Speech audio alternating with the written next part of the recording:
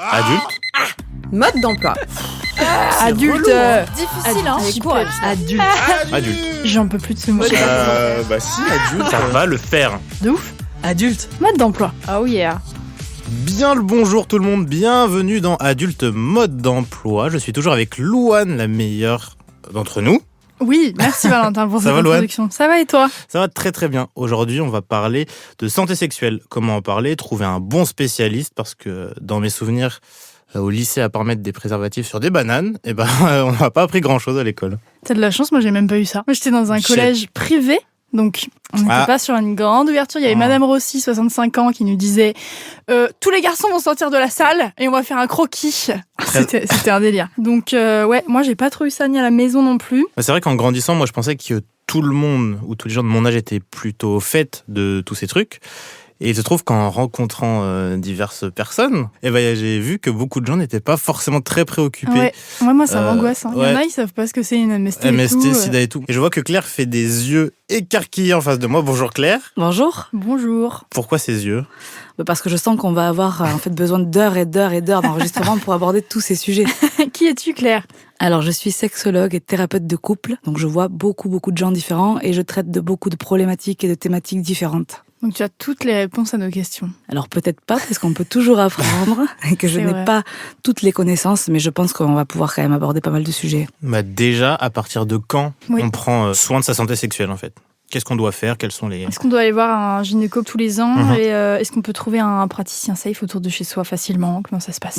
Alors, je pense qu'on peut prendre soin de sa santé sexuelle quand on a une vie sexuelle, mais pas que.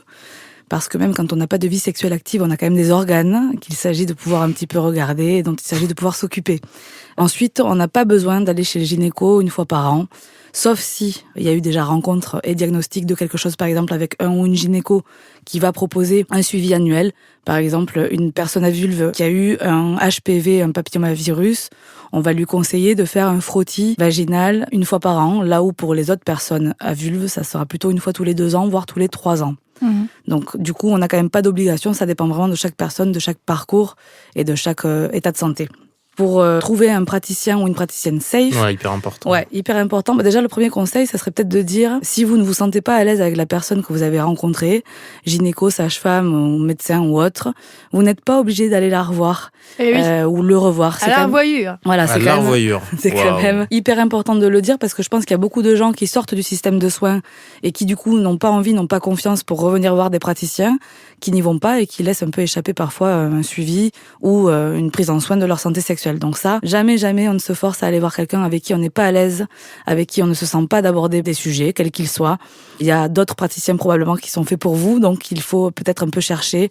Il y a aussi aujourd'hui pas mal de sites qui sont bien éclairés, qui sont remplis un petit peu par les patientes eux-mêmes, qui vont conseiller des gens avec qui ça s'est bien passé, qu'ils trouvent safe. Donc faut pas hésiter à aller voir ces sites-là. Par exemple, il y a le site Gyn&Co, qui est un site qui est un site féministe engagé où les praticiennes se reconnaissent dans cette approche-là et qui est du coup validé aussi par les patientes.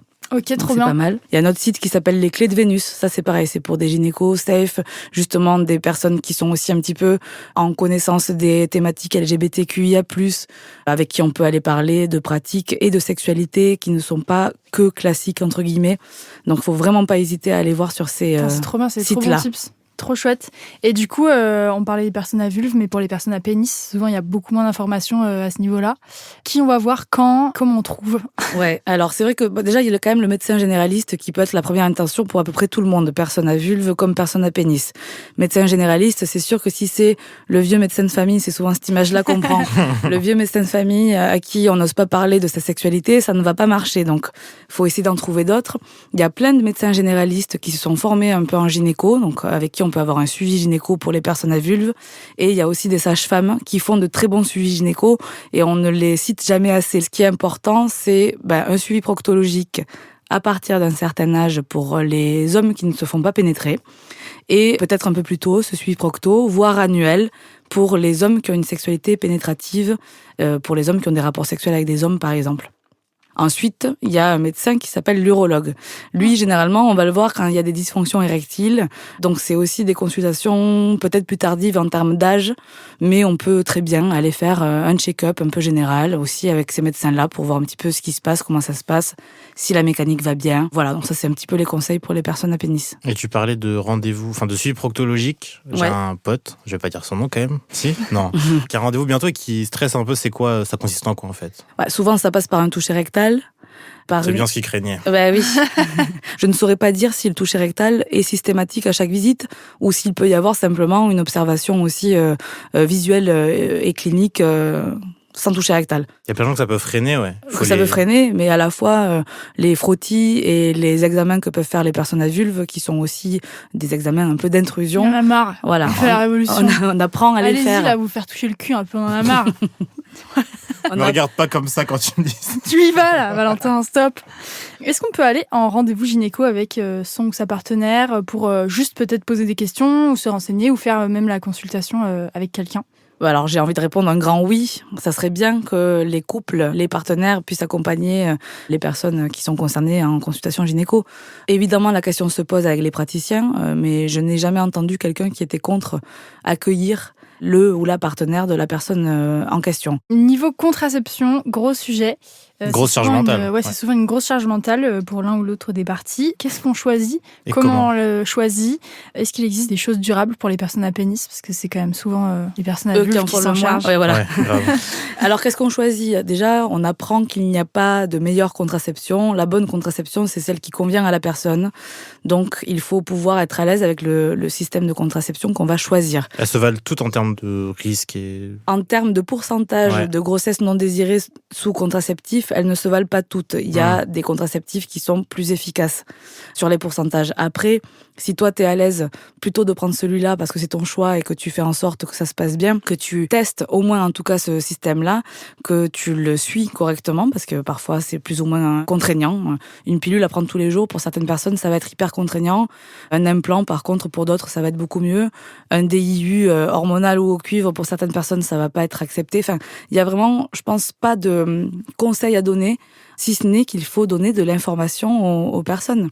Il faut leur donner les informations effectivement d'efficacité, mais aussi les inconvénients, les avantages un peu de chaque moyen de contraception, le coût aussi, parce que c'est non négligeable, surtout quand on est jeune. Il y a des moyens de contraception qui sont pas remboursés. Et pour répondre à ta question sur les personnes à pénis, on est encore bien en retard là-dessus. On est bien à la traîne. Alors, on a beau parler du fameux slip chauffant, mais franchement, personne n'a envie de se mettre ça 12 heures par jour. Voilà. La pilule contraceptive pour hommes qui serait non hormonale, on commence tout juste à la tester sur des animaux, donc on est quand même pas près de l'avoir en diffusion libre en pharmacie ou dans des lieux où on donne de la contraception.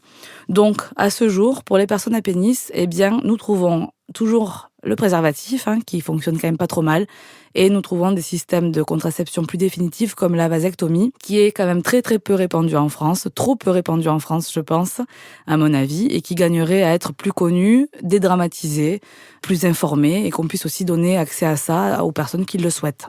Et j'ai une petite question, on en parlait un peu en intro, on parlait MST, IST, déjà qu'est-ce que c'est et lesquels sont les plus répandus et surtout les symptômes. Et comment on fait pour pas angoisser là-dessus surtout ? Ok, alors les MST, IST, c'est maladies ou infections sexuellement transmissibles. Aujourd'hui, le jargon consacre plutôt l'expression IST, puisqu'en fait, quand on parle de maladie, on sous-entend qu'il y a des symptômes.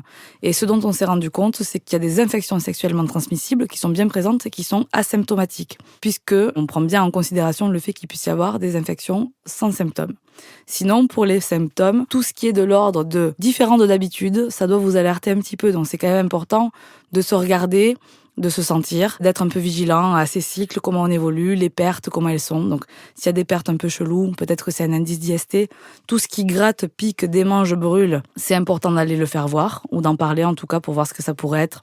Tout ce qui est de l'ordre du petit bouton, de la verrue, ou d'excroissance de chair, des choses qui ne sont pas habituelles, ça vaut le coup d'aller les faire voir et de faire un dépistage de toute manière régulier. On s'y prend comment justement, dépistage ? On va voir qui, quand, comment, on paye pas ? Alors, dépistage, on on peut avoir une ordonnance de son médecin traitant généraliste. Il faut une ordonnance. Alors, il faut pour aller dans des labos, mais pas forcément. Avec une ordonnance, vous pouvez aller dans n'importe quel laboratoire faire vos dépistages. Si vous avez des droits ouverts à la Sécu et une mutuelle, c'est entièrement pris en charge. Il n'y a pas de frais à avancer normalement. Ensuite, il y a plein d'endroits où on peut faire des dépistages de manière gratuite et anonyme. Il y a des endroits qui s'appellent les CEGID. Alors les CEGID, ce sont les centres gratuits d'information, de dépistage et de diagnostic. Il y en a un peu partout. On peut chercher sur Google Maps ou sur n'importe quel annuaire. Et là, on peut s'y rendre sans rendez-vous, sans ordonnance. C'est gratuit. On peut faire les dépistages sur place. Et on aura les résultats aussi sur place. Ok. Faut aussi compter. Ouais, c'est bon à savoir. Ouais, c'est quand même bon à savoir parce que ça existe. Il y a aussi des centres de santé sexuels qui sont souvent des centres de santé communautaires. Donc pareil, si on se sent un peu plus rassuré d'aller dans quelque chose où on parle pratique sexuelle de manière un peu plus libre, où on parle LGBTQIA+, de manière aussi un peu plus libre, on peut aller dans des centres de santé communautaires. Et des fois, on en parlait des trucs un peu honteux dont on a peur de parler. On pense à l'hygiène, les mycoses, les herpès, les douleurs, ce genre de choses. Mais moi, j'ai plein de potes qui me disent je pensais que c'était normal d'avoir des douleurs au moins au début et qui se rendent compte vers 25 ans qu'en fait c'était pas normal. Oui, la douleur pendant le rapport sexuel n'est pas normale. Il n'y a aucune douleur qui devrait être considérée comme normale. S'il y a une douleur, c'est que potentiellement il y a quelque chose. Alors ça peut être plus ou moins grave. Il peut y avoir une pathologie derrière qu'il faudra aller dépister, diagnostiquer, une IST qui peut faire mal, ou une pathologie plus embêtante comme l'endométriose. Enfin, il peut y avoir plein de choses. Ça peut être aussi parce qu'on n'est pas détendu, pas à l'aise, pas bien avec son corps, pas bien en ce moment. Il y a beaucoup de choses qui peuvent quand même créer des dyspareunies. Les dyspareunies, c'est quand on a des douleurs pendant les rapports sexuels. Il faut considérer vraiment, et c'est hyper important, que la douleur pendant le rapport n'est pas quelque chose de normal. Donc il faut pouvoir en parler avec son ou sa partenaire et il faut pouvoir aller rechercher la cause de la douleur si elle se répète et si c'est quelque chose qui arrive trop fréquemment dans sa vie sexuelle.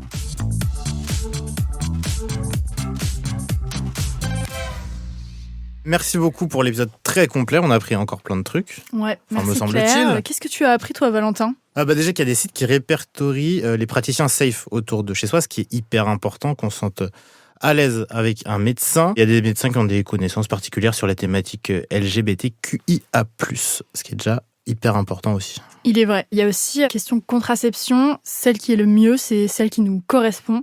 Pour les personnes à pénis, il existe les préservatifs, les slips chauffants et la vasectomie, mais c'est un peu définitif, donc faut y aller doucement avec la vasectomie. Mais c'est quand même important que ça soit répandu en France, il y en a marre. Ouais, pour les MST, on est vigilant quand même par rapport à ces cycles, à son corps, à tout ce qu'on se ressent. Si ça démange, gratte... Si ça sent, si on voit des pertes étranges...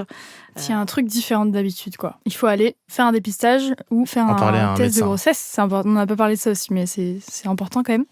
Et les douleurs pendant les rapports ne sont jamais normales. Oui, jamais. Ça, jamais. Nous, on se retrouve sur les réseaux sociaux de Nouvelles Écoutes, sur nos réseaux sociaux perso. Instagram. Valentin, c'est Nato81 sur Instagram. C'est ça. Et moi, c'est Louane Mancho sur tous les réseaux. Ouais, et on vous remet dans la description de l'épisode tous les noms de sites qu'on vous a énumérés, égrenés dans l'épisode. Claire, où est-ce qu'on te retrouve ? Moi, vous me retrouvez sur Instagram aussi. J'ai un site, Claire Alquier, sexologue, tout simple. Vous me trouvez un peu partout, comme ça. Trop bien. Bah merci en tout cas pour cet épisode. Et bisous. Ouais, allez voir des médecins. Bisous. Adulte Mode d'Emploi est un podcast de Nouvelles Écoutes. Écrit et animé par nous, Louane. Et moi, Valentin Winato. La chargée de production, c'est Mathilde Jonin. Avec l'aide en coulisses précieuse de Neila Hakmi. Le générique par Aurore Mailleux. Directrice des productions Marion Gourdon. Enregistrement, montage et mixage par Constant Justin au studio Caleçon.